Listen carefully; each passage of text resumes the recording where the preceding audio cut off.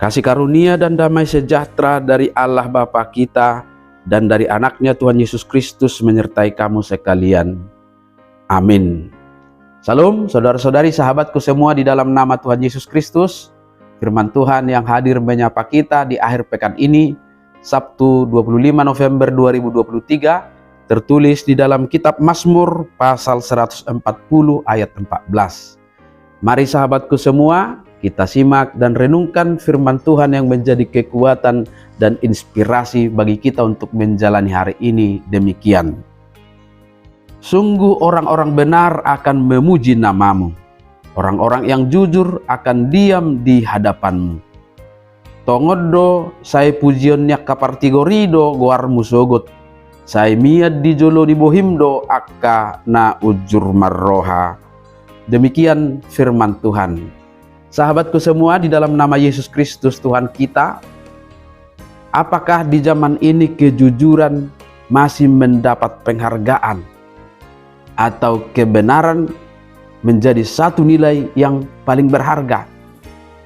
Walaupun sebenarnya kita pasti sepakat mengatakan masih, tetapi realita kehidupan sosial kita rasanya banyak orang akan lebih memilih mencari nyaman daripada harus menyatakan kejujuran dan kebenaran.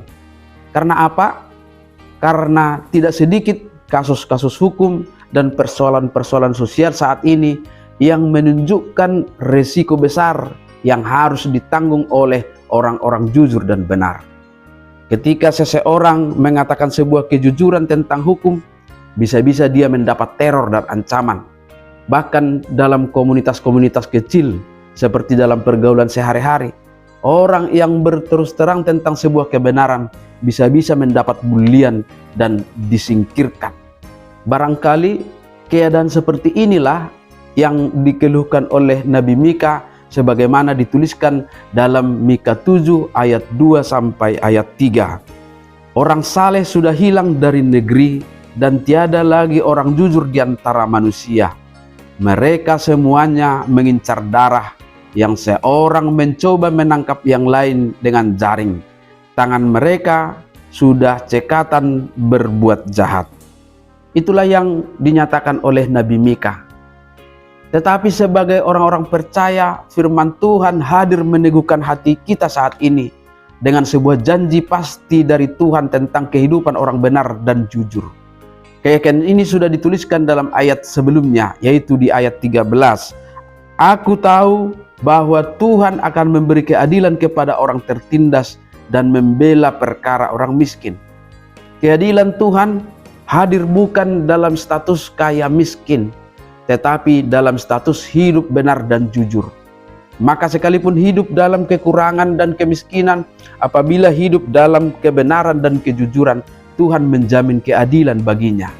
Dan nas hari ini pun menegaskan hubungan yang erat antara hidup yang benar dan jujur dengan pujian kepada Tuhan. Ketika kita hidup dengan benar dan jujur di hadapan Allah dan sesama, itu menjadi bentuk pujian yang hidup bagi Tuhan. Orang yang jujur dan benar akan diam di hadapan Tuhan. Inilah kepastian bagi kita untuk tetap hidup dalam kebenaran dan kejujuran, sebab sifat dan karakter inilah yang melayakkan kita diam di rumah Tuhan, di hadapan Tuhan. Oleh sebab itu, sahabatku semua, jangan pernah berniat untuk berhenti hidup jujur dan benar. Perjuangkanlah itu sebagai nilai yang akan selalu mendapat apresiasi dari Tuhan dengan melayakkan kita diam di rumahnya dalam kebahagiaan dan sukacita. Amin. Selamat beraktivitas, Tuhan memberkati.